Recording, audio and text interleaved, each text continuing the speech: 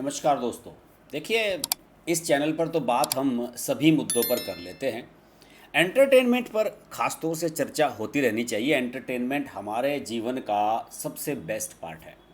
और एंटरटेनमेंट में भी सबसे हिस्सा अच्छा जो होता है वो होता है जब हम हंसते हैं, दिल खोलकर हंसते हैं। और कहा जाता है कि हंसना एक थेरेपी है, स्वास्थ्य के लिए बहुत बढ़िया है। और कपिल शर्मा का शो देखने से बेटर थेरेपी मैं नहीं मानता कि कोई दूसरी है। इसकी बहुत सारी वजहें हैं। इसकी एक तो वजह यह है कि कपिल शर्मा जिस लेवल से उठकर आज इस मकाम तक पहुँचे हैं, उस लेवल से उस मकाम तक पहुँच पाना हर एक के बस की नहीं होता। कपिल शर्मा पंजाब से निकलकर पहुँचे, एक शो, कॉमेडी शो में उन्होंने भाग भी लिया। उनसे बड़े बड़े कई कॉमेडियन उसमें आए, लेकिन कपिल शर्मा की किस्मत में जो लिखा था वो कपिल शर्मा को मिलना था।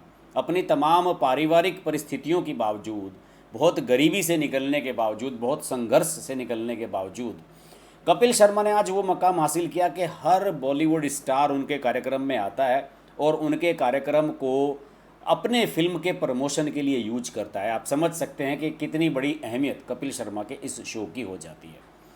कपिल शर्मा बरसों बरस से ये कार्यक्रम करते रहे हैं। पहले ये कलर्स पर आता था, कलर्स वालों के साथ शायद पैसे को लेन देन को लेकर कुछ विवाद हो गया, फिर ये सोनी टीवी पर आने लगा पिछले कुछ साल से। तो लगातार 10-12 साल से हम कपिल शर्मा को देख रहे हैं। कपिल शर्मा के कैरियर में बहुत उतार चढ़ाव आए, उन्होंने फिल्में भी की, फिल्मों में फ्लॉप हो गए और ये प्रयोग उनका विफल रहा। लेकिन अलबत्ता कपिल शर्मा का जो शो है उनका, उसमें जितने भी प्रयोग इन्होंने किए वो शानदार रहे और सफल रहे। लेकिन इस सीज़न में जब अभी हाल ही में कपिल शर्मा का शो शुरू हुआ है सोनी पर, मुझे कपिल शर्मा के शो में पुरानी चीज़ें मिसिंग नज़र आ रही हैं। वो जो पंच है वो मिसिंग है, बिल्कुल नज़र नहीं आ रही है वो बात। और मैं ये बात दिल से कह रहा हूँ। देखिए, सबसे ज़्यादा तो लोग जिस चीज़ को मिस कर रहे हैं वो है कपिल शर्मा के ये पुराने दिग्गज कलाकार, जिसमें आप जानते होंगे कि कृष्णा थे, भारती थे और इन सब, सुनील ग्रोवर की तो वापसी नहीं हुई। सुनील ग्रोवर तो शुरू के 1-2 सीज़न के बाद इनके साथ आए ही नहीं और सोनी टीवी पर तो शायद वो रहे नहीं, कलर्स के सीज़न में ही वो रहे। लेकिन इसमें अगर किक्कू शारदा और जो इनके चंदन हैं, इनके दोस्त, इनको छोड़ दिया जाए तो बाकी सभी उनसे अलग हो चुके हैं समय समय पर। और देखिए, कृष्णा जो थे वो कई बार से उनके शो का हिस्सा थे और कृष्णा के बारे में कुछ लोगों को ये डाउट था कि ये शायद यहाँ पर हजम नहीं हो पाएंगे, क्योंकि वो खुद अपने आप में बढ़िया कॉमेडियन है।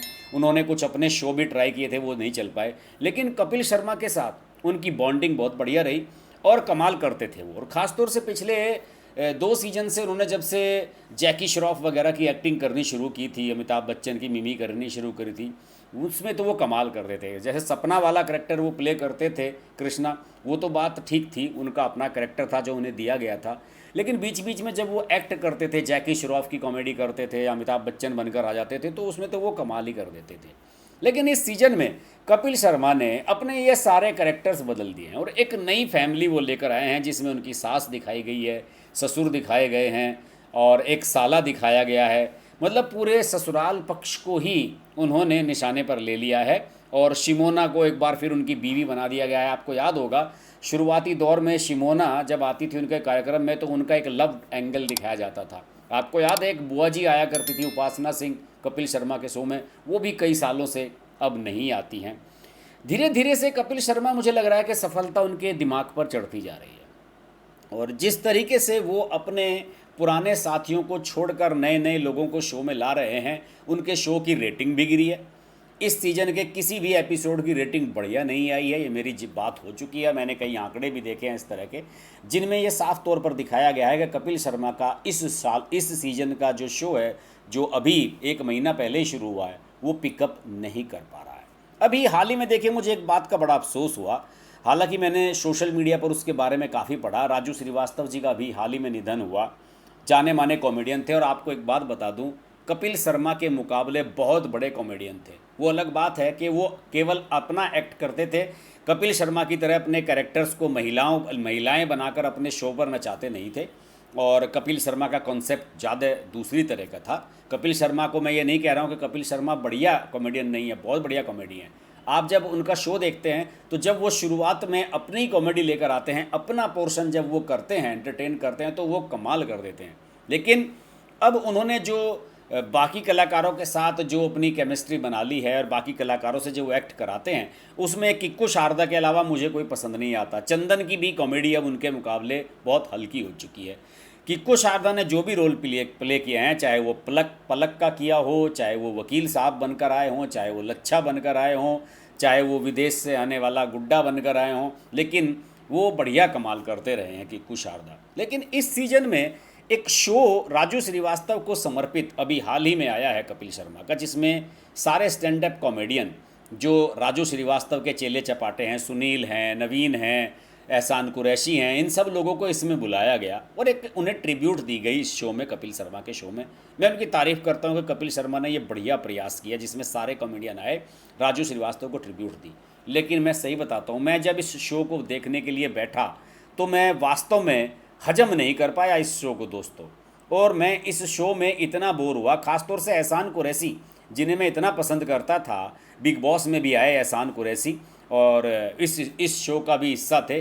उन्होंने बहुत ही पकाया। ये जो आपको लेफ़्ट में आपको पर्पल कोट में नज़र आ रहे हैं एहसान कुरैशी, इन्होंने बहुत पकाया, बहुत इरिटेटिंग था इनका शो। इसके अलावा सुनील पॉल का भी बिल्कुल बोकस था। नवीन ने जो वो बार गर्ल वाला किया वो भी बिल्कुल बकवास था।